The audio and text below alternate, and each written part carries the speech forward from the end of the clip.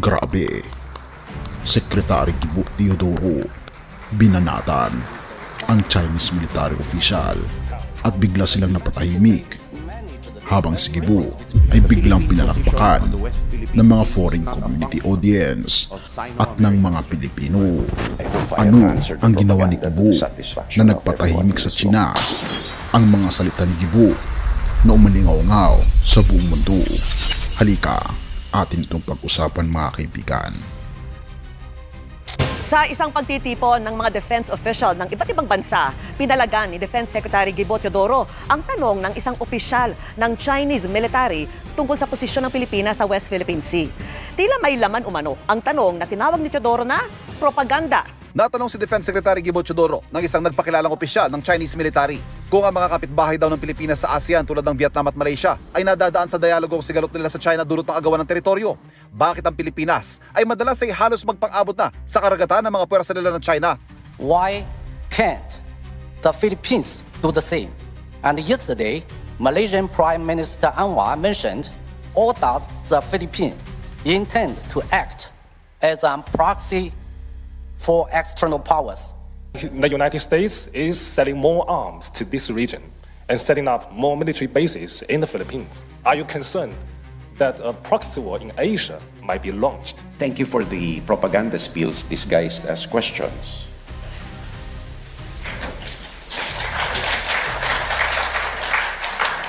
Let us not forget that while we are members of ASEAN, we are sovereign countries, each with its own territorial integrity and sovereignty.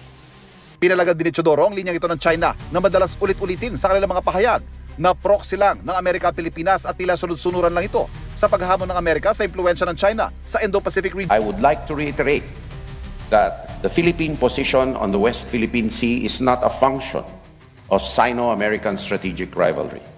Instead, it is caused, no doubt, by the overreach of the Chinese Communist Party, of which the most glaring evidence is the 9, 10, or 11 dash line that has absolutely no basis in international law. Sa mga kababayan natin, nandito po tayo ngayon sa Singapore sa Shangri-La Dialogue kung saan nagmi-meeting ang mga defense ministers at saka mga chiefs of staff ng buong mundo. Wala dito ang China. Ayaw nila magpunta. Ngunit may mga nagpapanggap na journalist na hinahabol kami ni CS. Si CS hindi sumagot sa tanong nila. Ako nakipagsagutan. Dahil ang tanong nila, pabalagbag. Tapos, ang narrative nila sa WeChat, baliktad na. Yan ang mga gawain ng China dito. Dahil tinanong nila sa akin kung tayo daw ay proxy lang ng Amerika. Sabi ko, hindi tayo proxy. Natural, Pilipino tayo eh. Pero sila magnanakaw ng teritoryo. Nagsagutan na kami nagsagutan. Hindi pa nilalabas yun. Pero baka baliktarin na naman nila. Kahapon hinarang ako at yun nga, pinipilit tayong tanungin. Pero dahil nagmamadali kami, papunta kami dun sa isang meeting natin, bilateral meeting. Hindi ko sinagot. But then later on, naglabas sila sa WeChat, binaliktad nila yung istorya na umiiwas daw tayo sa mga tanong nila about West Philippine Sea at yun nga ang paratang nila na tayo yung nag-infiltrate or nag-encroach, pumapasok dun sa teritoryo nila. Lalaban tayo. Hindi tayo papayag na api-apihin. Akala ng lahat, isa na namang ordinaryong forum lang ito sa Singapore. Walang inaasahang drama, walang pasabog, isang entrapment ng tanong. Pero may hindi sila inaasahan. Isang tanong mula sa isang Chinese military official ang bumasag sa katahimikan. Bakit hindi na lang kayo gaya ng Vietnam at Malaysia? Bakit hindi makipag-usap, makipag-areglo, makipagkaibigan? Ayaw niyo ba ng kapayapaan? Sounds innocent, di ba? Pero teka, may something off. Hindi pa doon natapos, isa pang opisyal ang sumunod para bang may script silang dala. Hindi ba kayo natatakot sa posibilidad ng proxy war dahil sa mga base militar ng Amerika sa Pilipinas? Boom! Lahat tila natahimik. Iba ang dating para bang gusto lang sabihin, utusan lang kayo ng Amerika. Pero tumayo sa prinsipyo at nagsalita si Defense Secretary Gilberto Gibo Teodoro Jr. Tila tahimik ang buong hall. Nakangiti siya pero hindi ngiti ng takot o kaba. Ngiti ng isang taong may bala, hindi literal kundi salitang babaril sa propaganda. At ito ang kanyang unang banat. Salamat sa propagandang spills na kunwaring mga tanong. Questions. Boom! At pagkatapos, pinalakpakan. Si Secretary Gibo, hindi lang mga Pilipino, kundi mga banyagang nasa hall, ay pumalakpak at napagigis na niya. Hindi pa siya tapos. Habang ang iba ay nag-aalinlangan kung magpapatuloy siya, si Secretary Gibo ay nagpatuloy. Oo, member tayo ng ASEAN, pero huwag ninyong kalimutan, bawat bansa sa ASEAN ay may soberanya. At dito na nagsimula ang sinuklap ng mga banyagang audience, dahan-dahan pero tuloy-tuloy. Bakit? Kasi sa wakas, may isang leader na hindi natakot, hindi nagpabulag sa bola ng dialogo kuno, pero ginamit ang tamang sandata, katotohanan. Kung ang ginagawa ng China sa Pilipinas ay gawin sa Malaysia o sinumang ASEAN member, iba ang magiging reaksyon. Silence mula sa mga tanong na puno ng taktikang mapanlinlang. Nagbago ang ihip ng hangin at habang ang Chinese military officials ay nanahimik, Gibo binanatan pa. Ang posisyon ng Pilipinas sa West Philippine Sea ay hindi dahil proxy kami ng Amerika. Ito ay sagot sa sobrang pagtangkin ng Chinese Communist Party. Yung 9-10-11 nyo, wala yung basihan sa international law.